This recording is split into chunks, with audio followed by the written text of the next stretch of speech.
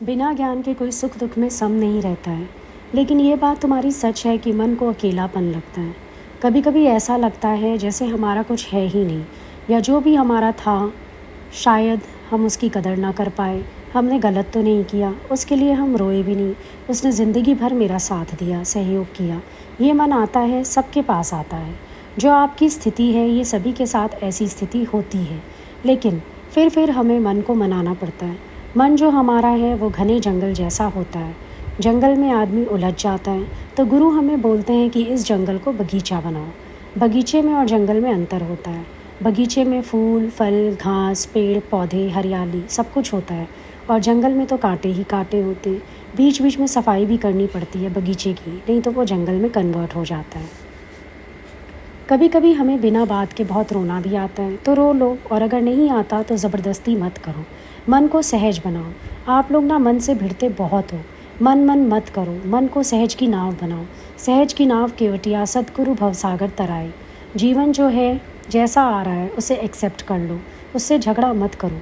किसी भी हालत से झगड़ा मत करो, हर बात को एक्सेप्ट करो। ये भी अच्छा, वो भी अच्छा, सब कुछ बहुत अच्छा।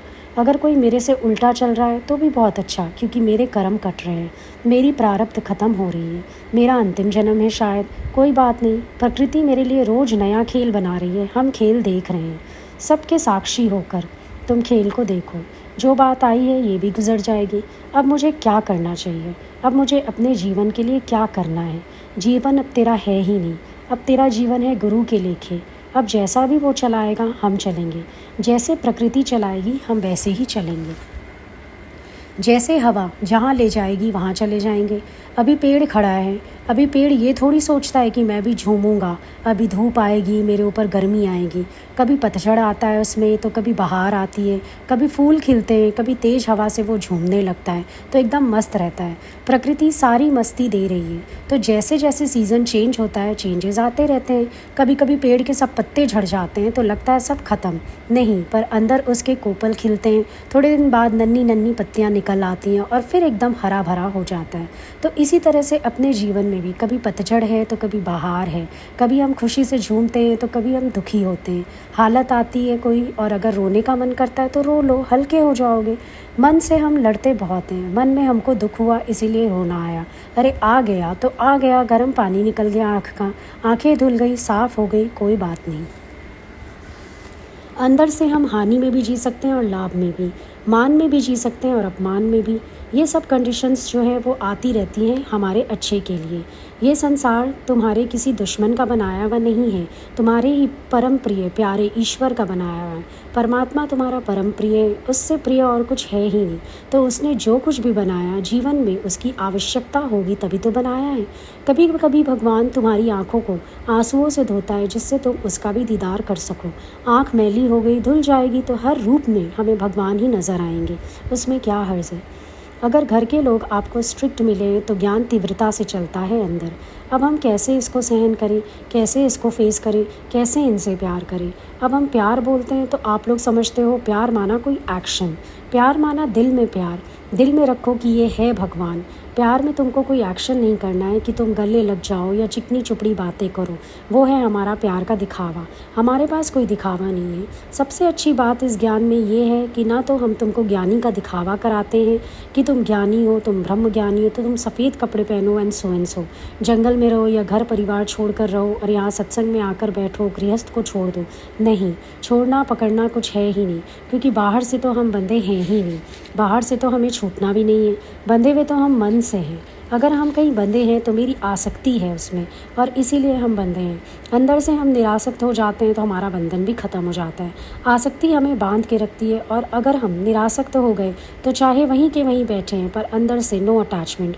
अगर मन तुम्हारा गुरु के पास है, भगवान के पास है, सत्संग में है, अंदर से प्रभु का चिंतन कर रहा है, भजन कर रहा है, नाम जप कर रहा है, परमात्मा के शुक्राने गा रहा है, फिर तो चाहे कोई भी हालत आ जाए, कहीं भी बैठो तुम, अंदर से बाहरी दुनिया से अटैच होकर भी रहकर पर उनसे तुम कट हो सकते हो, क्योंकि अंदर तो कुछ रोलिंग और ही चल रही है।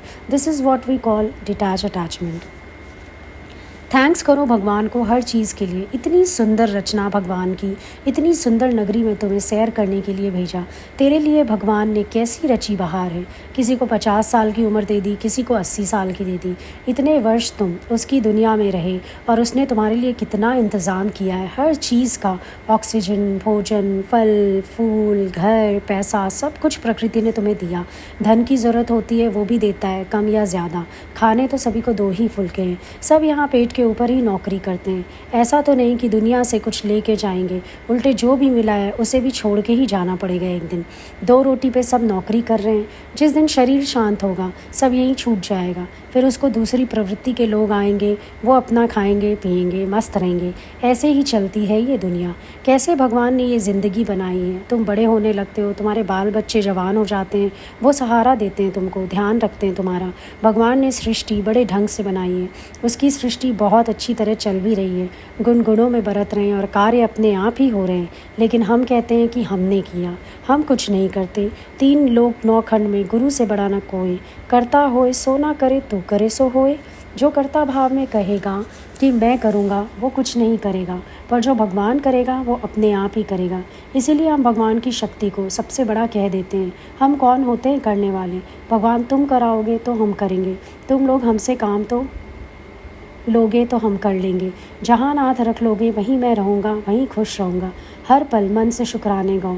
जो कुछ मिला है उसको देखो, ये मत देखो कि बाकी लोग ऐसा या उनके पास क्या है। सत्संग एक ऐसा ज्ञान है जो क्या से क्या बना देता है, क्या तुम्हारी रहनी कर देता है, क्या तुम में ऊर्जा भर देता है, क्या तुम्हारी थिंकिंग कर देता है, क्या तुम्हारी सबके साथ फिटिंग कर देता है और क्या तुम्हें शेर बना देता है। तो हम भी अगर चाहें तो मस्त हो सकते हैं, उमंग में आ सकते हैं, उत्साह में आ सकते हैं, सब कुछ कर सकते हैं, लेकिन मन के अधीन होकर हम उसके गुलाम बन जाते हैं।